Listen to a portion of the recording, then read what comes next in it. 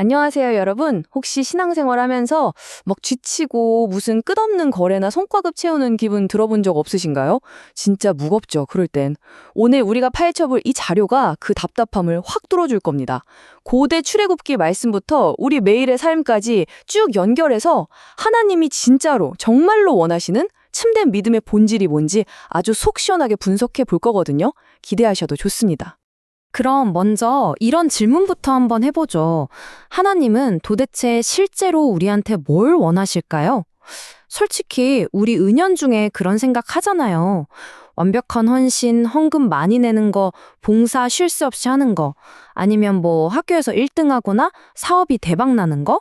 이런 조건들 다 맞추려다 보면 정말 진이 다 빠지고 난 안 되나 보다 하면서 죄책감까지 밀려오죠. 안 그런가요? 자, 그럼 본격적으로 들어가 봅시다. 세상은 우리를 철저하게 눈에 보이는 결과로 평가해요. 성공했냐, 돈이 얼마나 있냐, 1등이냐, 이런 세상 기준에 치이다 보면 스스로 실망해서 교회를 훌쩍 떠나거나 신앙을 놔버리는 분들이 꽤 많거든요.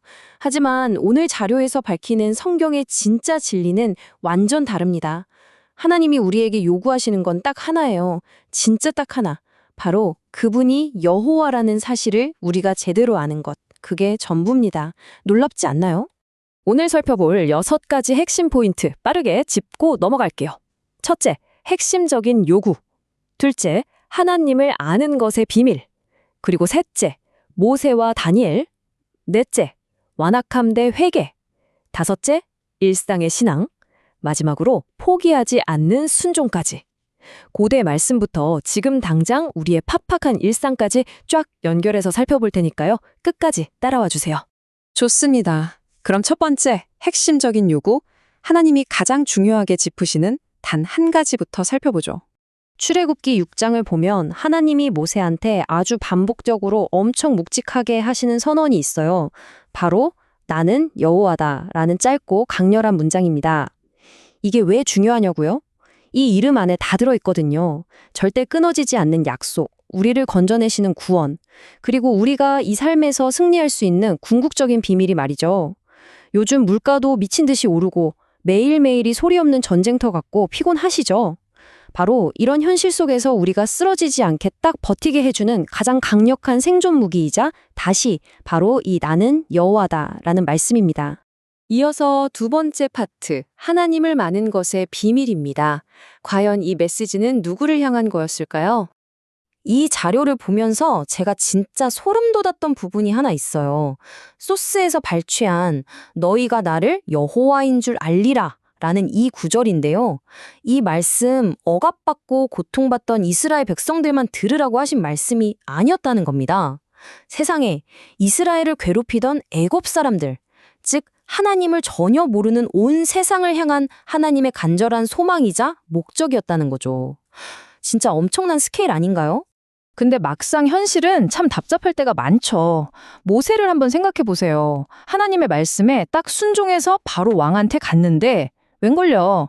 기적은커녕 백성들 노동량만 2배로 뻥튀기 됐잖아요. 아마 여러분도 매일매일 비슷하게 느끼실 겁니다. 내가 진짜 말씀대로 바르게 살아보려고 했는데 상황은 더 꼬이고 불공평해질 때가 있잖아요. 그럴 때 필요한 게 참된 믿음이에요.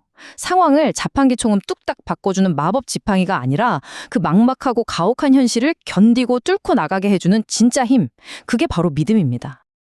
자, 그럼 이 믿음이 어떻게 흘러가는지 세 번째 파트, 모세와 다니엘의 이야기로 넘어가 보겠습니다. 전혀 다른 시대를 살았던 두 거장, 모세와 다니엘의 놀라운 평행선을 한번 비교해 볼까요? 출애굽 시대 모세는 당대 최고 권력자인 고집불통 바로왕 앞에서 말 그대로 신처럼 권위와 능력을 받았습니다. 그리고 완전 끝없는 전쟁통에 정치판이 난장판이던 시대를 살았던 다니엘은요. 그 미칠 듯한 스트레스 속에서도 스스로를 굳세게 하고 용맹하게 행동할 힘을 얻었죠. 여기서 우리가 알 수 있는 건 시대가 다르고 내 앞의 문제가 아무리 거대해도 하나님은 자기 사람들에게 딱 맞는 능력을 정확하게 부어주신다는 사실입니다. 이거 정말 든든하지 않습니까?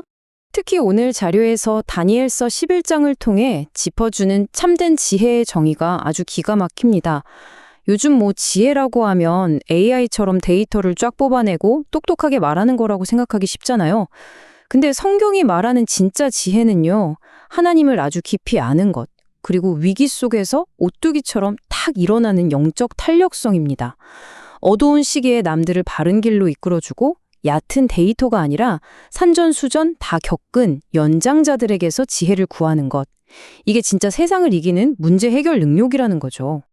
여기서 잠깐 좀 무겁지만 너무 아름다운 사실 하나 짚고 갈게요. 모세가 바로 왕한테 하나님의 능력을 대변하는 거울이었던 것처럼 지금 이 세상 사람들에게 하나님을 보여줄 수 있는 유일한 통로가 누군지 아시나요? 네, 바로 우리들입니다. 세상 사람들은 예수님을 눈으로 직접 못 보잖아요. 결국 우리가 매일매일 보여주는 선택들, 한 번 더 참는 인내, 따뜻한 친절, 이걸 통해서 아, 저 사람이 믿는 하나님은 저런 분이구나 하고 비로소 깨닫게 되는 겁니다. 정말 엄청난 책임감이죠. 자, 이제 네 번째 주제로 가보죠. 완악함 대 회개. 인간 마음속에 있는 본질적인 갈등에 대한 이야기입니다. 이 파트가 오늘 이야기의 핵심 갈등을 아주 적나라하게 보여주는데요. 세상의 전형적인 방식인 바로 왕의 완악함을 한번 보세요. 완전 뻔뻔하고 화 잘 내고 문제 터지면 무조건 남 탓하고 가만 보면 절대 내 잘못 아니다, 사과 안 한다 하는 요즘 사회의 삭막한 트렌드랑 소름 돋게 겹쳐 보이지 않나요? 반면에 진짜 믿음이 있는 사람의 마음은 결부터가 다릅니다. 잘못했을 때 양심에 찔려서 건강한 부끄러움을 느끼고 핑계대면서 숨는 게 아니라 정직하게 나와서 회개하고 용서를 구하거든요. 이게 정말 아름다운 은혜잖아요. 자료를 보면 성강에 나타난 이 무서운 완악함이 어떻게 자라나는지 그 역사를 쭉 추적하는데요. 처음엔 에덴 동산에서 자기 다 하나님처럼 되려고 했던 그 작은 교만이 씨앗이었어요. 그러다 가인에 이르러서는 뻔뻔하게 폭력을 휘두르고 나중엔 라멕처럼 사람을 해치고도 죄책감은커녕 오히려 자랑하고 다니는 미친 지경까지 진화해버립니다. 그리고 성경은 분명히 경고해요. 부끄러움을 잃어버리고 끝까지 고집 피우는 이 완악함의 끝은 예외 없이 철저한 파멸과 심판이라는 사실을 말이죠. 그럼 애굽에 내린 10가지 재앙은 어떨까요? 그냥 하나님이 화가 나서 너희 다 끝이야 하고 벌 주신 걸까요? 아닙니다. 사실 하나님 능력으론 단 한 방에 애굽을 다 쓸어버리실 수도 있었잖아요. 근데 굳이 10번이나 기회를 주시면서 길게 끌고 가신 건 그 악한 적들조차도 스스로의 완악함을 깨닫고 제발 부끄러움을 느끼며 돌아오길 기다리셨기 때문입니다. 진짜 상상을 초월하는 하나님의 인내심과 자비로운 초대가 아닐 수 없습니다. 다섯 번째 주제, 일상의 신앙입니다. 고대 이집트 얘기에서 벗어나 우리 매일의 치열한 삶 속으로 들어와 볼까요? 우리 일상에 꽉 찬 그 완악함을 깨부수는 구체적인 3단계 지금 바로 알려드릴게요. 첫째, 상황이 나빠지고 도저히 이해가 안 가도 일단 굳건하게 하나님을 신뢰하는 겁니다. 둘째, 내 뜻대로 안 풀릴 때 모세의 예전 습관처럼 남 탓하고 희생양 찾지 말고 내 잘못에 대해 스스로 건강한 부끄러움을 느끼는 거예요. 마지막 셋째, 남한테 책임 넘기고 화내는 대신 하나님 앞에 딱 엎드려서 정직하게 회개하기. 어떠세요? 이 3가지만 제대로 실천해도 우리 삶이 완전히 달라질 것 같지 않나요? 자료에 나오는 정말 피부에 확 와닿는 따뜻한 예시 하나 소개해 드릴게요. 신앙생활이 주일을 교회 가서 헌금 내는 행위로 끝나는 게 아니라는 겁니다. 예를 들어 꽉 막힌 퇴근길 도로를 상상해 보세요.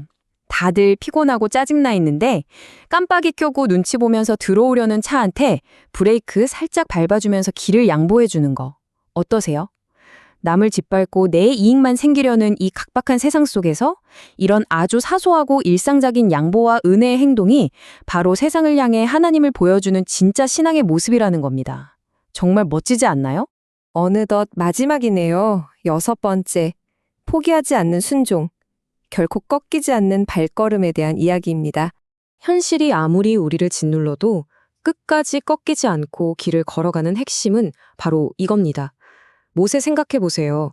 나이 80에 부름을 받고서 자긴 입도 둔하고 능력도 없다며 몇 번이나 못하겠다고 투덜대고 물러섰잖아요. 그런데 결국 어떻게 했죠? 그 수많은 핑계와 두려움을 꼭 누르고 뚜벅뚜벅 순종을 선택했습니다. 여러분, 하나님은 애초에 완벽하게 준비된 스펙 빵빵한 사람을 찾으시는 게 아니에요.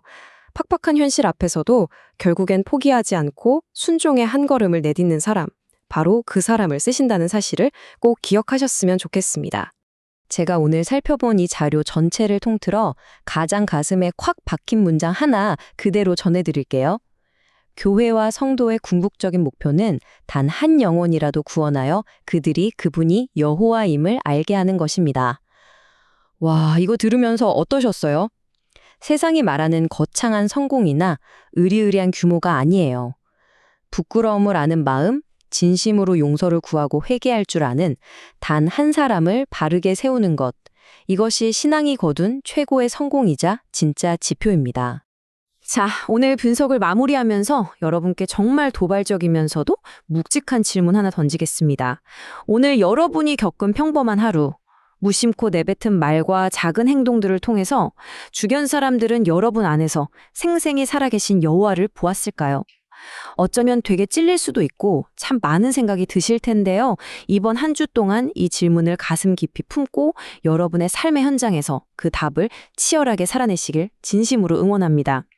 계속해서 스스로에게 질문하시고 일상 속에서 그 놀라운 은혜를 보여주는 거울로 살아가시길 바랍니다.